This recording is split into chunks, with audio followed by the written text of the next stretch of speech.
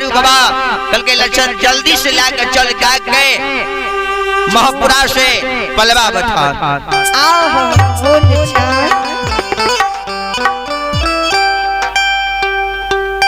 माँ गहिल के लाठी जे रहियो कारू बाबा कन्हा पर लेके हे श्रोता गण भगवान यो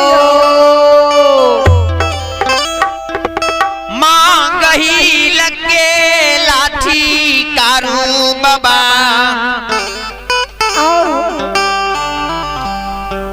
लाल खिनिए गाय के हैं के सरकार महपुरा से बात के धारा दिल के ये पलवा बठान की अब बाबा हो तारा बारा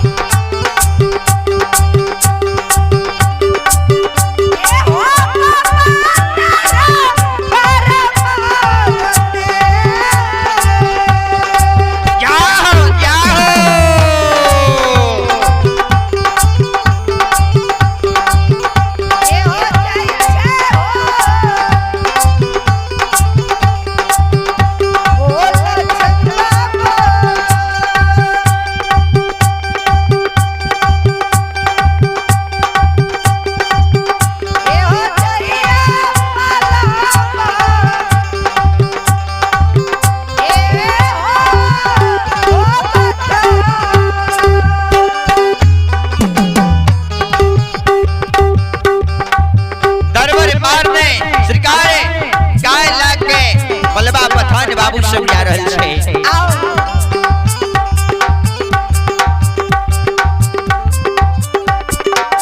गाय के लेने कारू बाबा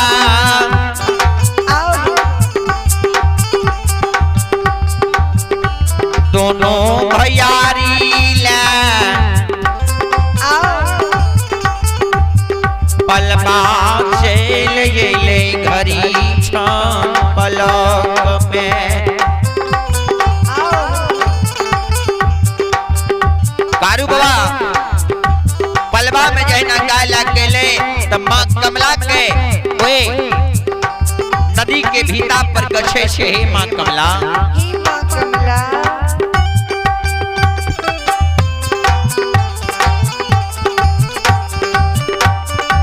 मैयो के नी के गए सुख से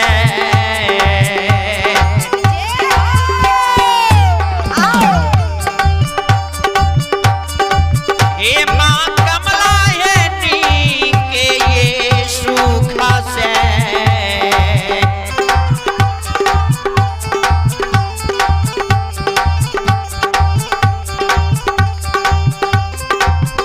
आसमैया बीते महारानी है ये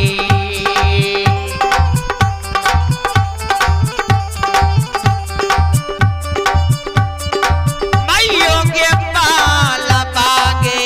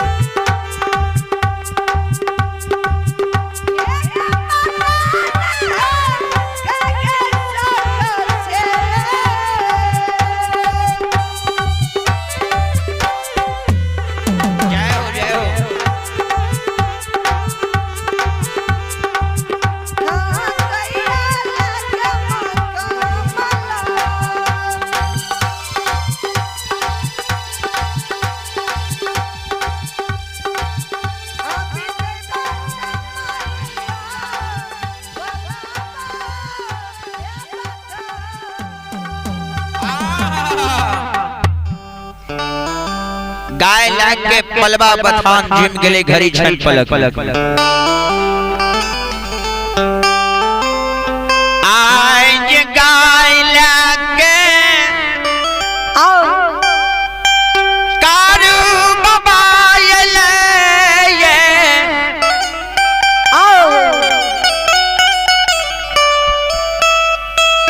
कारू बाबा जे गाय लाके पलवा से आए बगले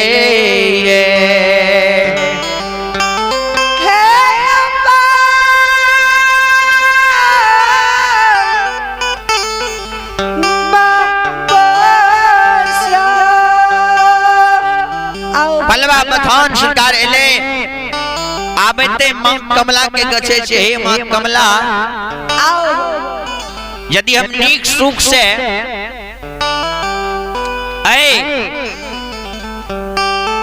तोरा दरबार पलवा में माछी मच्छर अनेक सुख से हमर जीव जंतु जो रह जेते दोनों भयारी रह जेबे हे गे माता जी जहिया हम जा लगबो तोरे नाम से मैं दूध के धार अच्छा की जनार क्या के तब हम तोरा द्वार से विदा हेबो मैं तब हम तोरा द्वार से विदा हेबो संत शिरोमणि श्रोता बंधु हे मां भन बाबू ही सब ध्यान से सुनबे परमात्मा के दिया दृष्टि भय छे आय भगवान के कृपा भय छे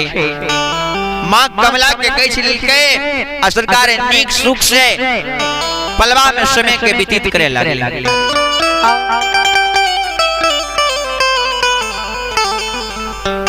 समय के बितावे लगले कारु बाबा समय बिता रहल छे खोर पवन दुब गाय के चरा रहल छे दोनों भैयारी मिल वह समय में कारु बाबा रात्रि के समय रहे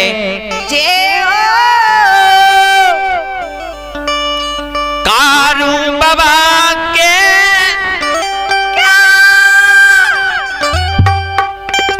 कुशेश्वर दानी सपना दैये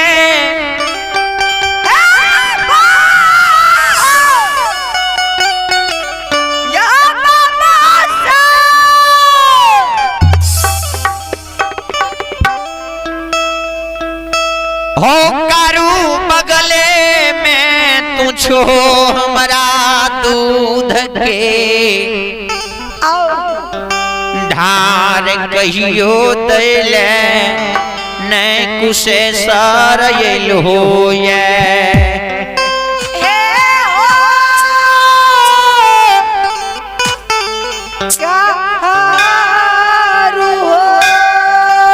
कहियो ने तो दूध के विशाल करे हमरा बाबा कुशेश्वर दानी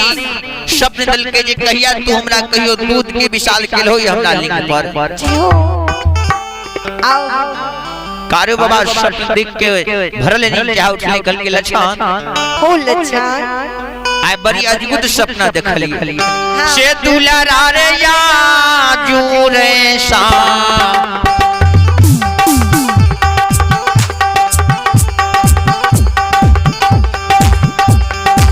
सपना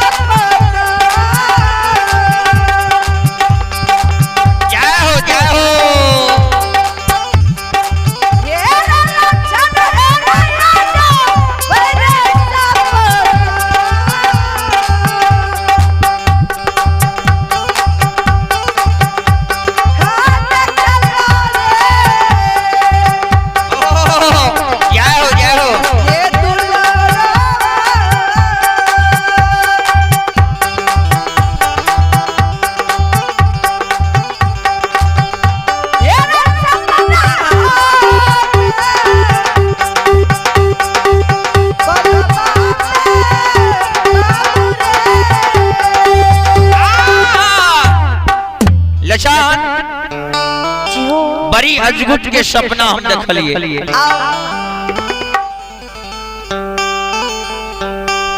लछन बाबा के भैया जे कहे हो भैया भैया ए हो कौन भारी बात छिए में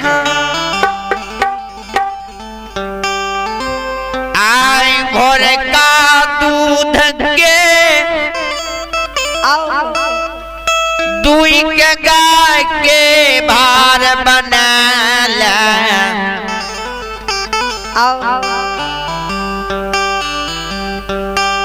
दूध के भार बना ले संत श्रोमणी श्रोता बंधु हे माभन बाबू हिसबे ध्यान से सुनबे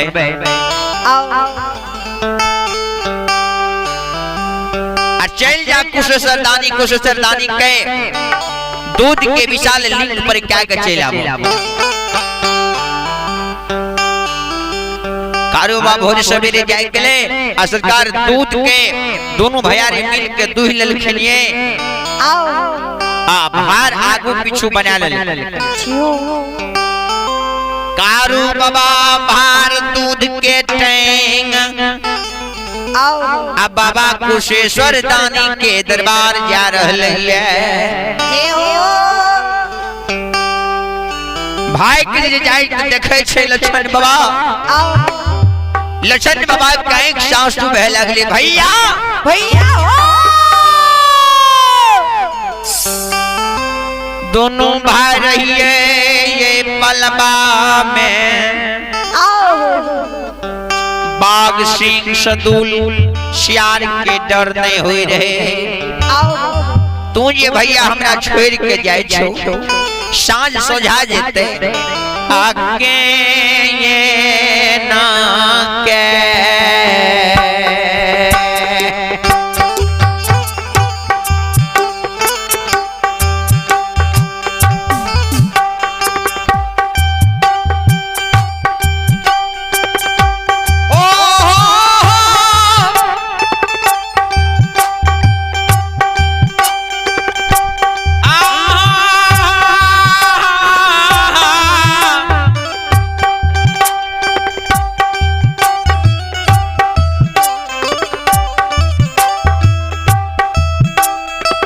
भैया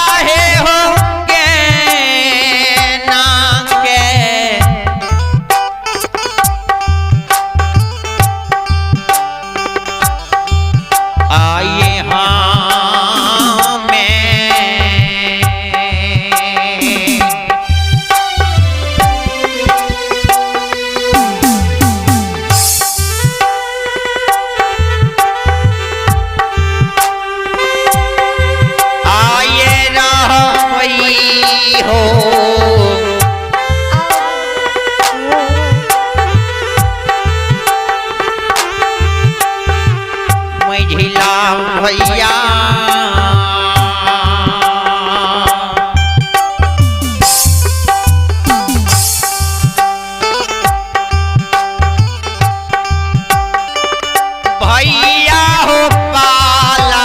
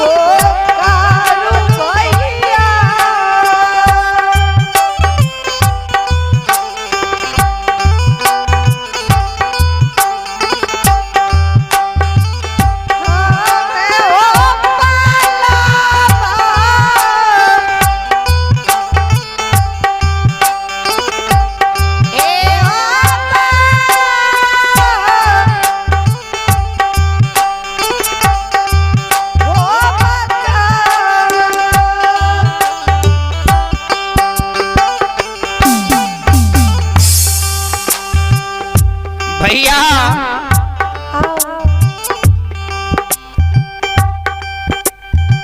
कोना के हम अकेले पलबा में रहबै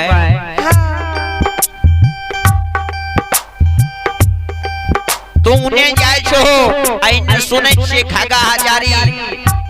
बड़का क्रिमिनल छे बदमाश छे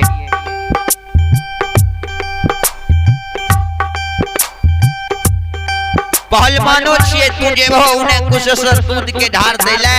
आ इन्हें चल एते खगा हजारी हमरा नीक नीक बाछा बाछी बेरा लेते हम कुछ नहीं कह सकबे लछन बाबा के समझावे छे कारू भैया लछन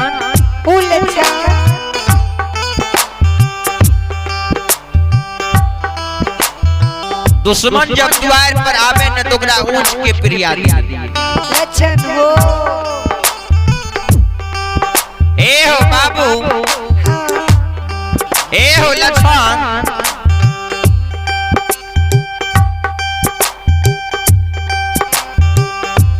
यही ना तोरा बेटा के तुल में पोसलिया लछन हो वही ना में मोनहा के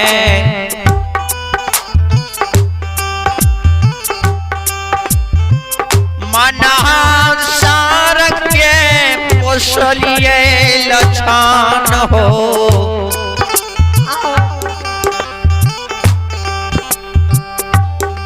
लछन तोरा लिख मनहा सार छ भाई के तुल में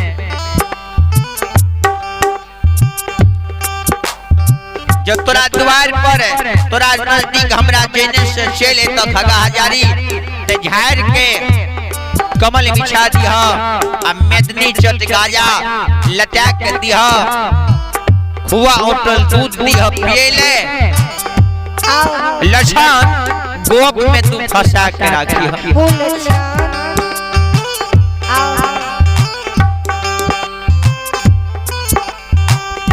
दुलारार तावा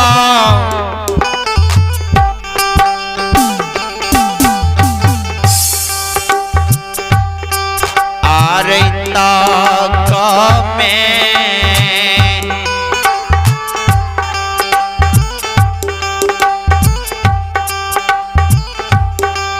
ए रई घुइरा के यही बौरे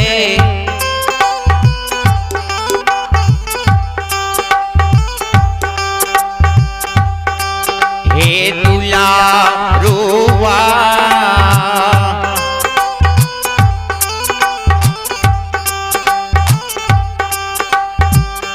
लाछना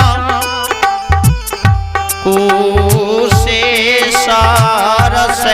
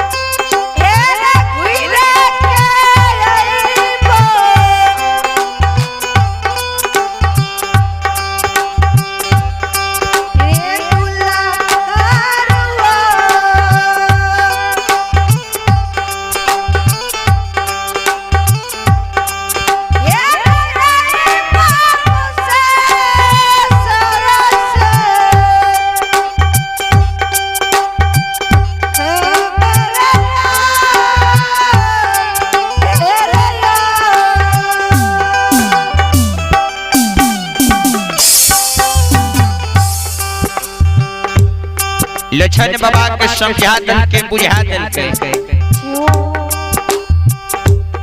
लछन बाबा समझ गए बुझ गए कारू भैया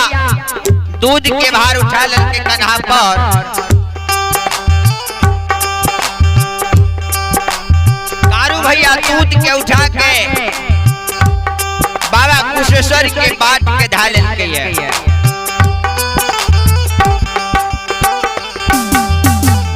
कन्हा पर दूध के भार लाल के बाबूजी ध्यान देवे श्रोता भगवान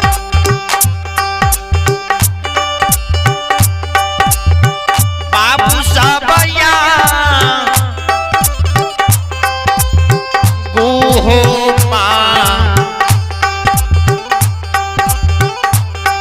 आये पाछू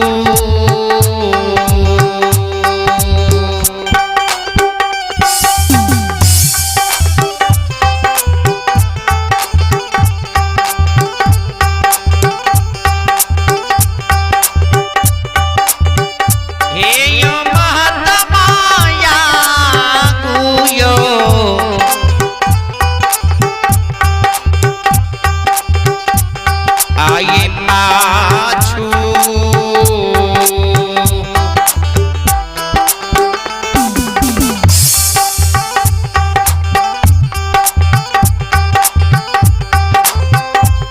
हे भारा बनैने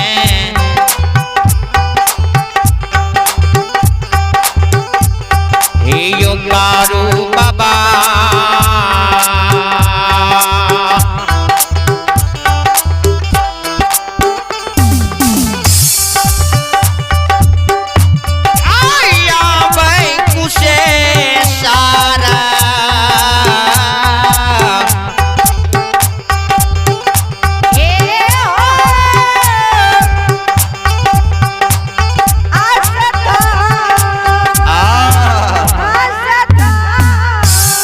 सरकार कुशेश्वर स्थान दूध के भार लेके चल